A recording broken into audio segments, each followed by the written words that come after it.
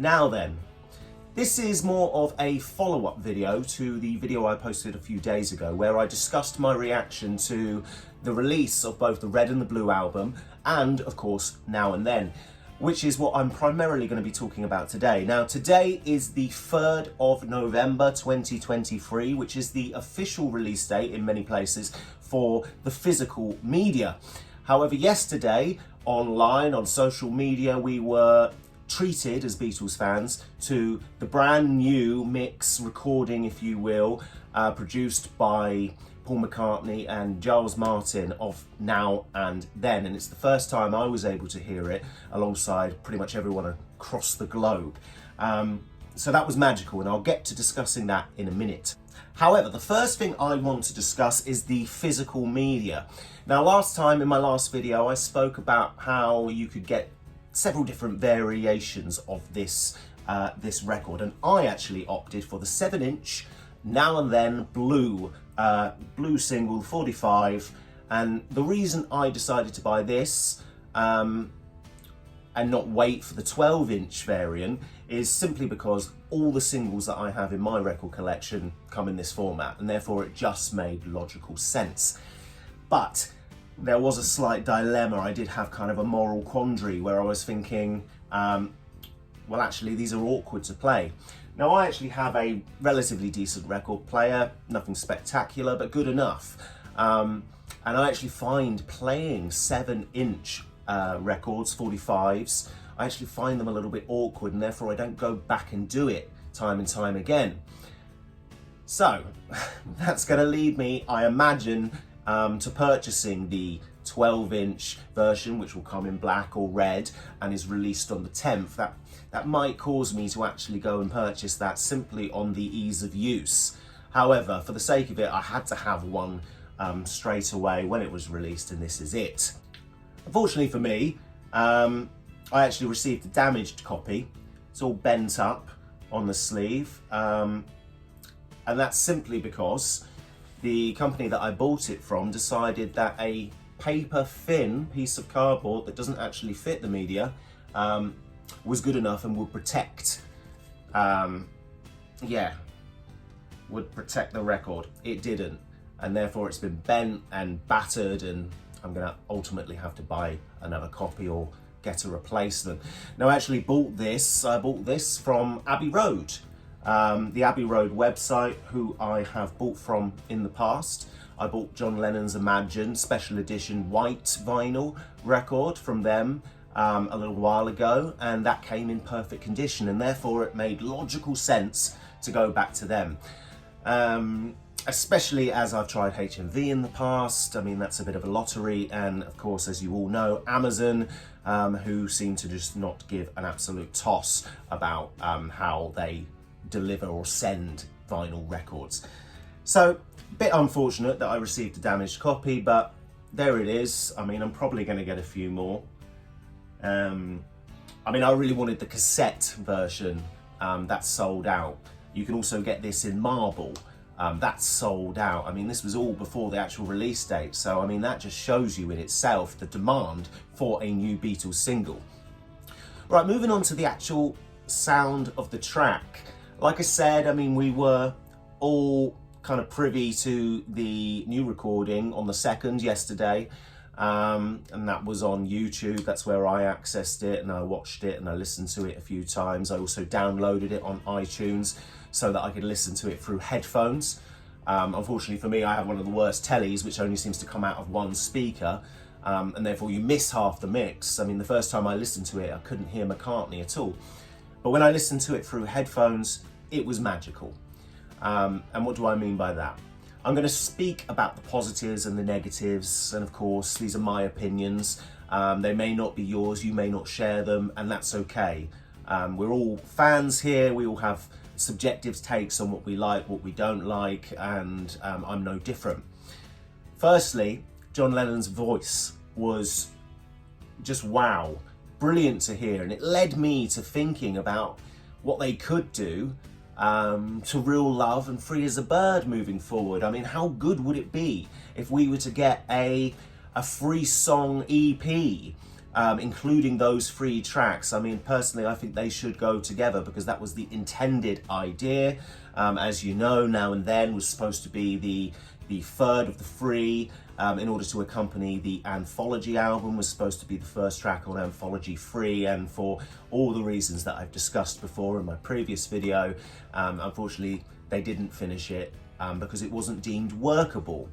However, like I said, with the use of Peter Jackson's new technology, if you will, they've able to separate John's voice from his piano, and it sounds so much better for it.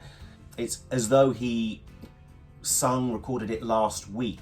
It's that fresh, it's that crystal clear, and it's just it's absolutely beautiful. I enjoyed the track. I thought it was great. I really enjoy it. I don't know how I feel, and I think part of the problem with this is that I've listened to a number of kind of bootleg recordings, if you will, over the course of the last 10-15 years. I mean, they've been widely available on channels like YouTube for a long time. People have made their own versions of Now and Then using John's original demo, and therefore, I mean, one of the problems is that in my mind I had a certain idea of how the song should go in terms of the structure. And one of the negatives for me, if there are any, is that the I Don't Want to Lose You section has been completely omitted from this track, which I don't quite fully understand. I think it could have been in there. It was a good part of the song. And one of the reasons why I really enjoy John Lennon's kind of later solo tracks is that he toys with traditional formula in his songs, in his compositions, and the Now and Then demo really is reflective of that. Whether that would have been the final version, how he would have then structured it moving forward, had he spent any more time on it, we'll never know. But I do feel that part could have been added. In the strings section in particular, there is, I mean, in my mind, you could actually put that that vocal over that wonderful kind of strings section, if you will. But hey, that's a kind of conversation for another time. One thing I do think is brilliant is the kind of upbeat chorus that they've done, which is just absolutely magical. It's completely changed the dynamic of the tune from it being kind of rather introspect and almost a downer. It's now quite upbeat, which is what the Beatles were.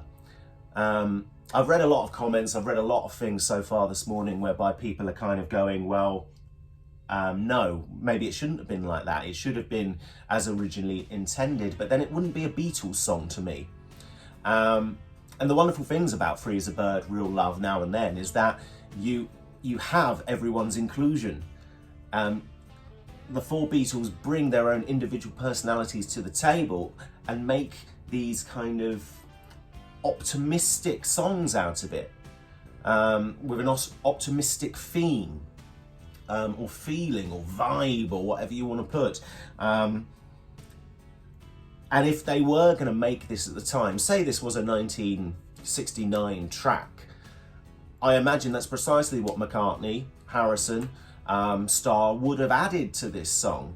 It's very well documented that John was a little bit more of a pessimist, whereas McCartney is more optimist. And their song, Paul tended to bring life into a down kind of Lennon track. And if something was a little bit too happy-go-lucky, if you will, John Lennon brought McCartney down from that level, if you know what I mean. And I think that's really evident here.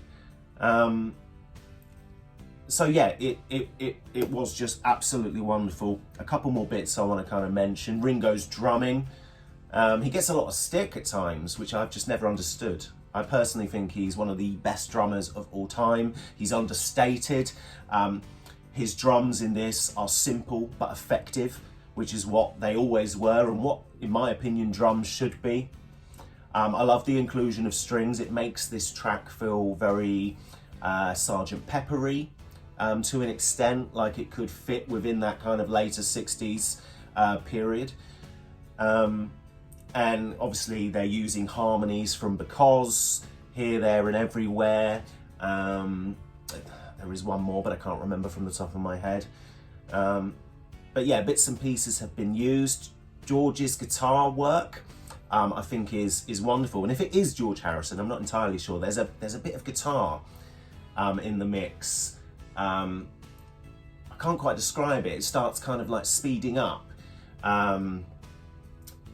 Even as a guitar player myself, I can't describe what he's doing there. But if that's Harrison, McCartney, whoever, it's very, very good. And you can hear it kind of in the left channel. And it's brilliant. I believe that's kind of Harrison's 95 recordings, but I don't know. I'd have to do kind of further research. I'm sure further information will come out over time. Lastly, though, is the slide lead guitar part that McCartney's kind of included. And my personal feeling on that is, I understand what he's doing. He's trying to be very respectful of George. In a lot of Harrison's solo work, he tended to kind of opt for slide guitar lead, which, you know, kind of became reminiscent of his sound to a certain extent. And McCartney's tried to be very respectful of that.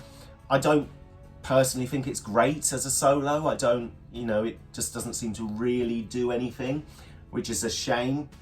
Because in my opinion, had Harrison been playing on this, if we hadn't have lost him in 2001, I imagine he would have created a very memorable solo. And in this case, I don't think this is that.